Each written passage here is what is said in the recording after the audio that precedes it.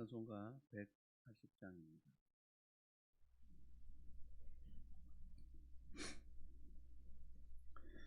찬송가 180장입니다.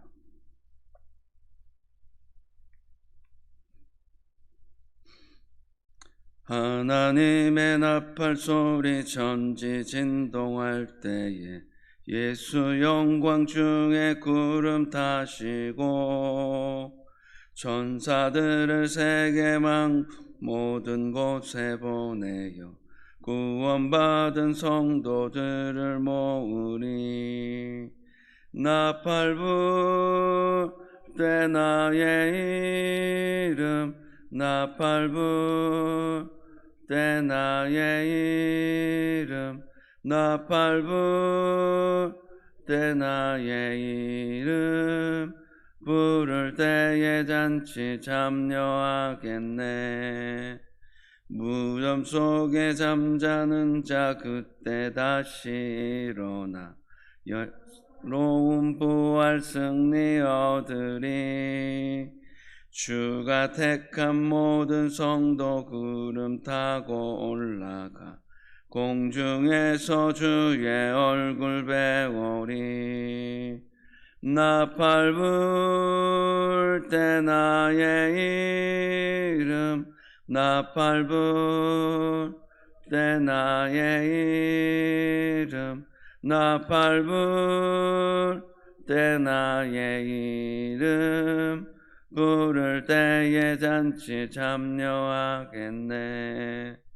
주님 다시 오실 날을 알 수 없으니 항상 기도하고 깨어 있어서 기쁨으로 보좌 앞에 우리 나가서도록 그때까지 참고 기다리겠네. 나팔 불 때 나의 이름 나팔 불 때 나의 이름 나팔 불 때 나의 이름 부를 때에 잔치 참여하겠네. 아멘. 하나님의 말씀은 구약성경 요엘입니다. 요엘 2장 1절에서 17절 말씀입니다. 구약성경 1271페이지에 있는 요엘 2장 1절에서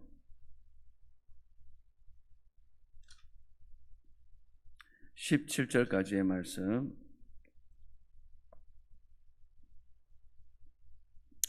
우리 한 절씩 교독하시고 마지막 절을 함께 읽겠습니다. 시온에서 나팔을 불며 나의 거룩한 산에서 경고의 소리를 질러 이 땅 주민들로 다 떨게 할지니 이는 여호와의 날이 이르게 됨이니라. 이제 임박하였으니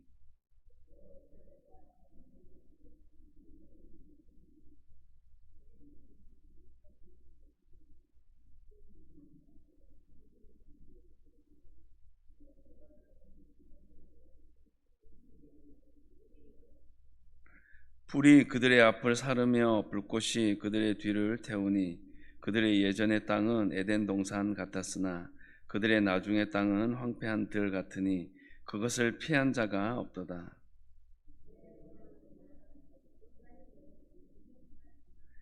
그들이 산꼭대기에서 뛰는 소리는 병거 소리와도 같고 불꽃이 건물을 사르는 소리와도 같으며 강한 군사가 줄을 버리고 싸우는 것 같으니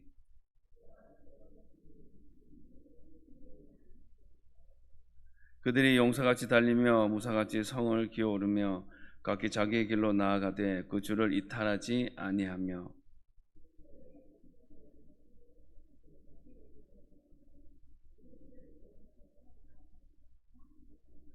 성중에 뛰어 들어가며 성 위에 달리며 집에 기어오르며 도둑같이 창으로 들어가니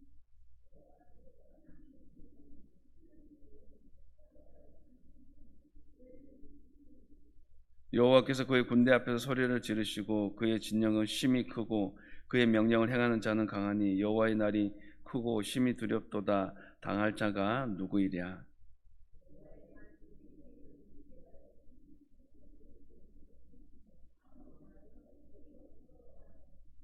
너희는 옷을 찢지 말고 마음을 찢고 너희 하나님 여호와께로 돌아올지어다. 그는 은혜로우시며 자비로우시며 노하기를 더디하시며 이내가 크시사 뜻을 돌이켜 재앙을 내리지 아니하시나니.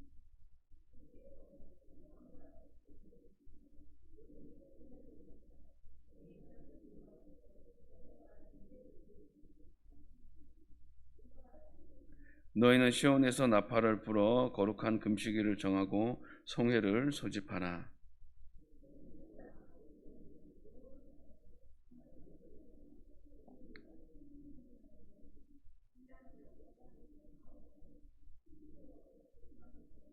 함께 읽겠습니다.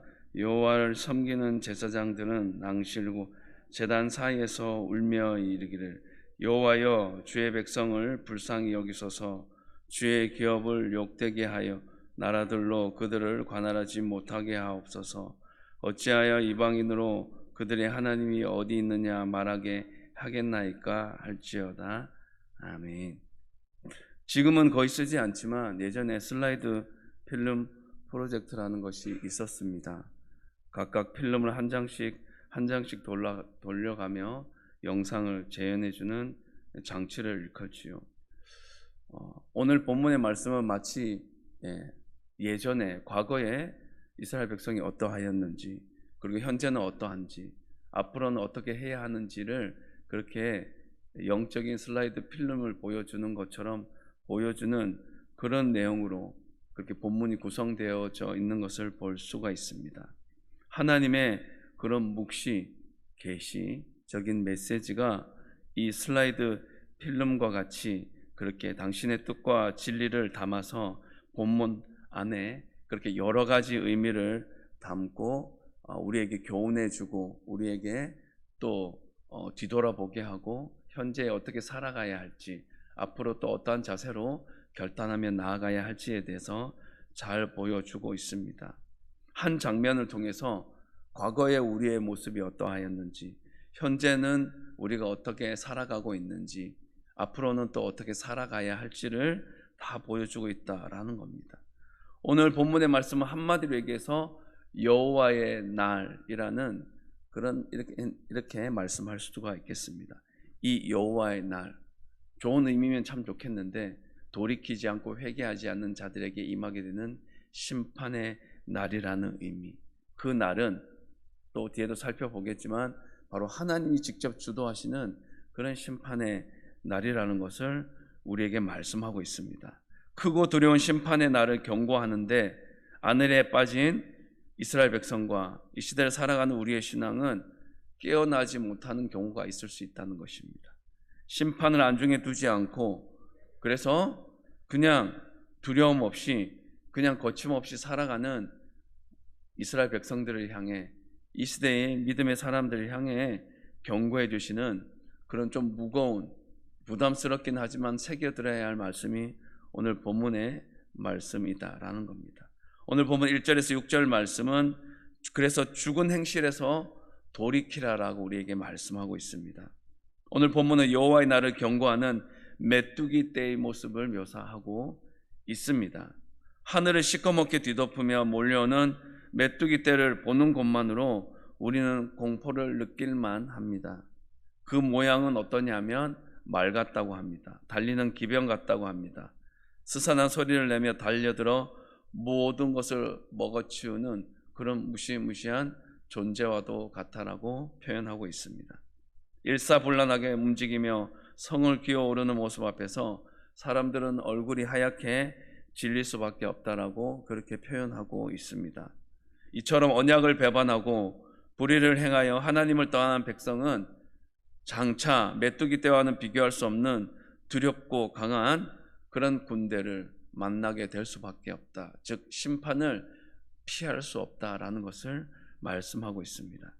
새벽 여명이 산등성이를 덮음같이 밀어닥치는 셀 수 없는 그런 군사들 앞에 백성들은 공포와 전율로 발을 동동 구르며 어찌할꼬 속수무책으로 당하게 되는 그런 안타까운 상황이 올 수 있다라고 말씀하고 있습니다.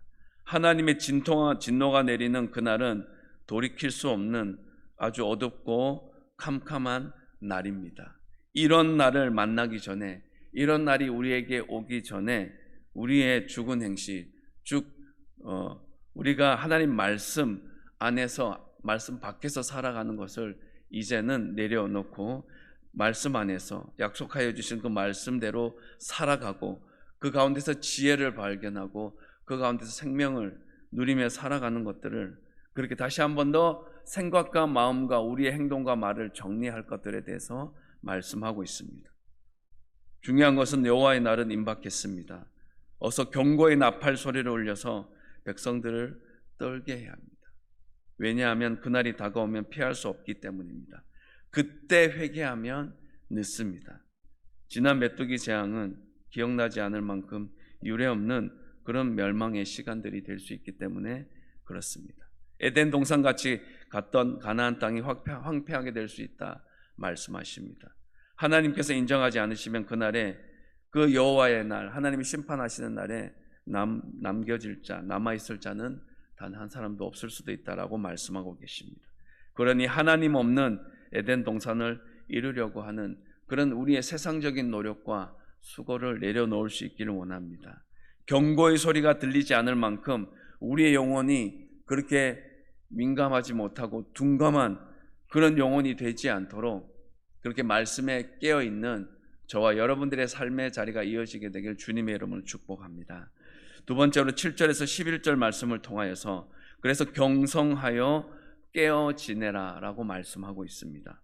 임박한 것으로 예고되었던 여호와의 날은 예수 그리스도의 오심으로 인해서 이제 분명히 보여지게 될 것입니다. 과거 세대의 마지막 날이자 새 세대가 시작되는 날에 심판, 구원의 날이 하나님의 나라 왕인 예수 그리스도의 선포로 시작되었다라고 말씀하고 있습니다. 악한 세력들은 무너지고 지옥의 권세는 흔들리게 되고 억압된 백성들이 해방되어 하나님께서 영광을 얻으시는 부활의 권능의 역사가 반드시 오게 될 그 날이 가까웠다고, 아니 어쩌면 이미 왔다라고 말씀하고 있는 것입니다. 심판으로 임하시는 주님 앞에 땅이 진동하고 하늘이 떨며 해와 달과 별이 그 빛을 거두게 될 그런 무시무시한 날이 오기 전에 이제 우리의 진정한 주인 되시는 주님을 우리의 마음판에 모시고 그렇게 깨어 주님을 붙들고 구원의 확신을 날마다 고백하며 주님 앞에 나아가는 그런 날마다의 삶이 계속해서 저와 여러분들의 삶의 자리 가운데 이어지게 되기를 주님의 이름으로 축복합니다. 우리는 하나님의 역사, 나라 역사의 마지막 무대에서 펼쳐질 그런 두려운 날을 경고받고 있는, 어떻게 보면 벼랑 끝에 서 있는 자들이라고 할 수도 있겠습니다.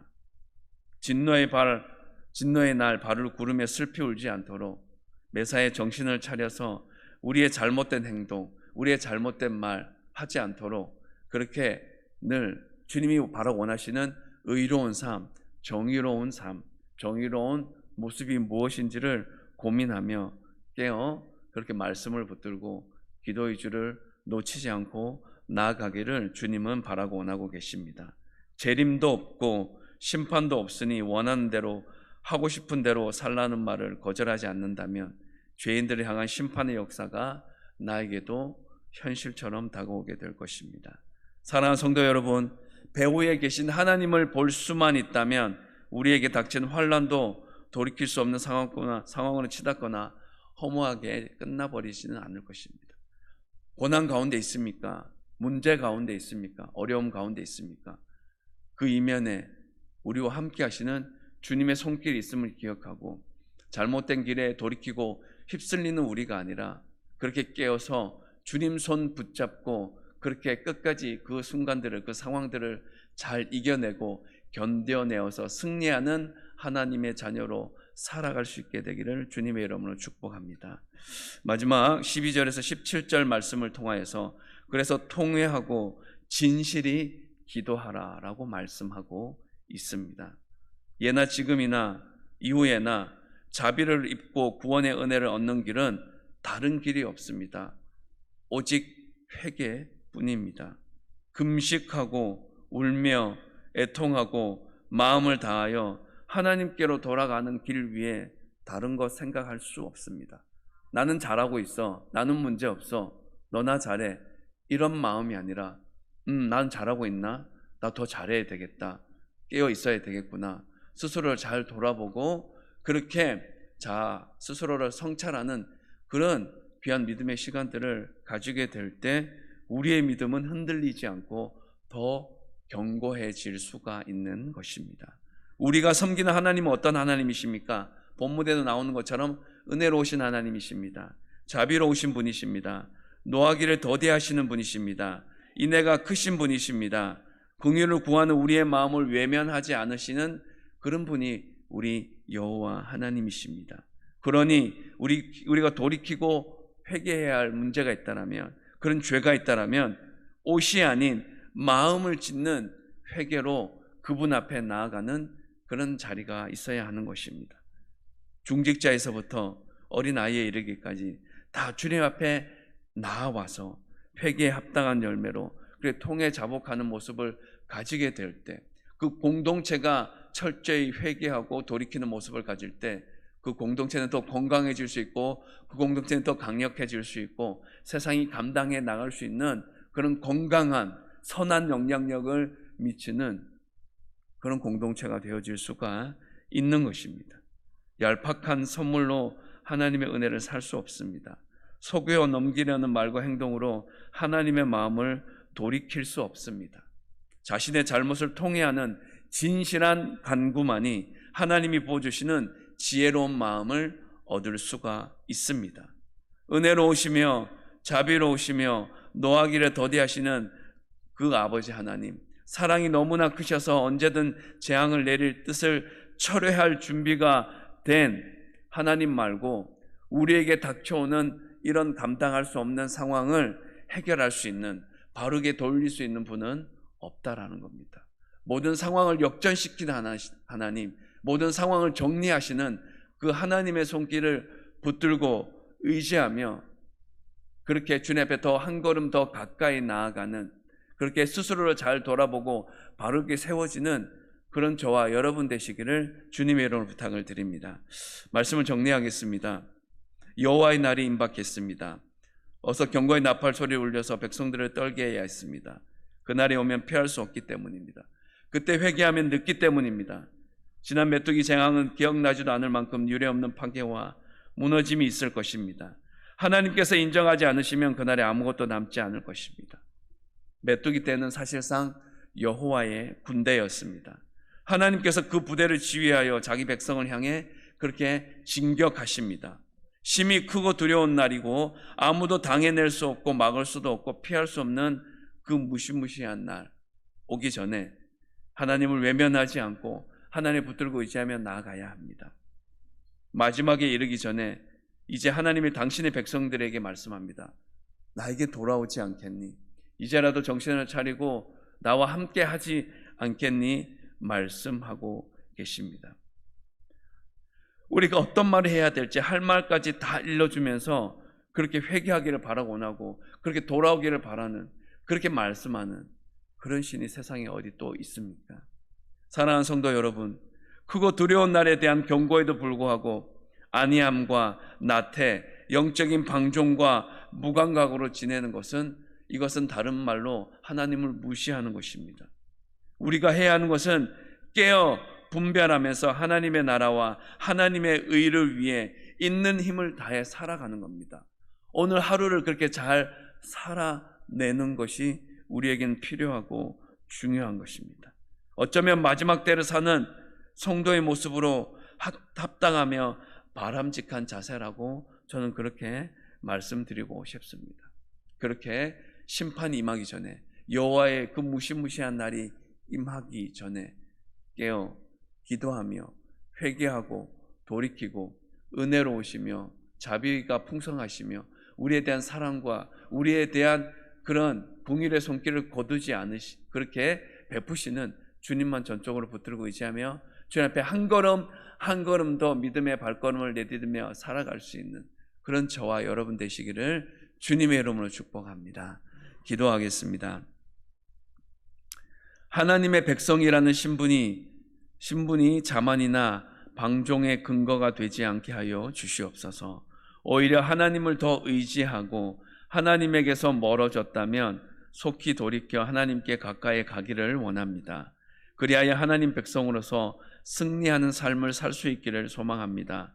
성경 말씀이 제시하는 진정한 금식은 단지 음식을 먹지 않는 것이 아니라 하나님의 뜻을 거스르는 자신의 욕망을 끊어버리고 하나님의 말씀에 순종하는 삶으로 돌아서는 것인 줄 저희들은 그렇게 믿기를 원합니다. 하나님의 자녀답게 그렇게 바로 금식할 때가 있다라면, 금식할 문제가 있다라면 바르게 금식하고 회개하며 하나님께 나아가 하나님을 기쁘시게 하는 그런 복된 삶을 살게 하여 주시옵소서. 여호와의 날에 임한 하나님의 심판은 최종 선고가 아니라 경고였음을 말씀을 통해 알게 해 주셔서 감사를 드립니다. 하나님을 찾고 돌아오기를 바라는 아버지의 애끓는 호소를 외면하지 않는 우리가 되기를 소망합니다.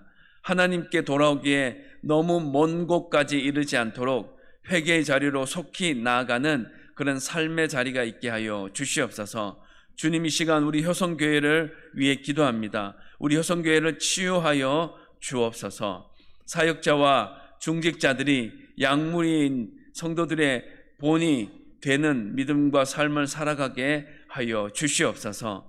한 영혼이 천하보다 귀함을 알고 구령의 열정이 식지 않고 복음 전하는 일이 삶 속에서 체질화되는 은혜 베풀어 주옵소서. 믿음의 성도들에게나 이웃에게나 한결같이 바른 믿음을 소유한 신앙인으로서 선한 영향력을 끼치며 살아갈 수 있게 하옵소서. 다음 세대와 우리의 자녀들에게 가치 있고 의미 있는 믿음의 아름다운 유산을 잘 물려줄 수 있는 삶을 살게 하옵소서.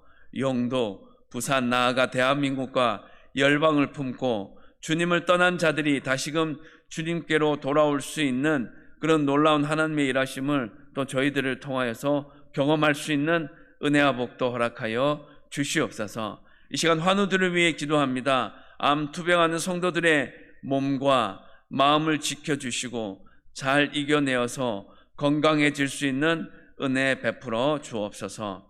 수술 및 시술 후 집에서 요양하며 몸을 관리하는 성도들을 눈동자와 같이 붙들어 주셔서 속히 회복될 수 있는 치유의 손길 덧입혀 주옵소서. 오랜 시간 동안 질병과 씨름하고 있는 그 성도들의 연약함을 기억하여 주셔서 조금씩 기력을 찾고 좋아질 수 있도록 여호와 라파 치료하시는 하나님 친히 일하여 주시옵소서. 우리와 늘 함께 하시는 예수 그리스도의 이름으로 기도합니다. 아멘.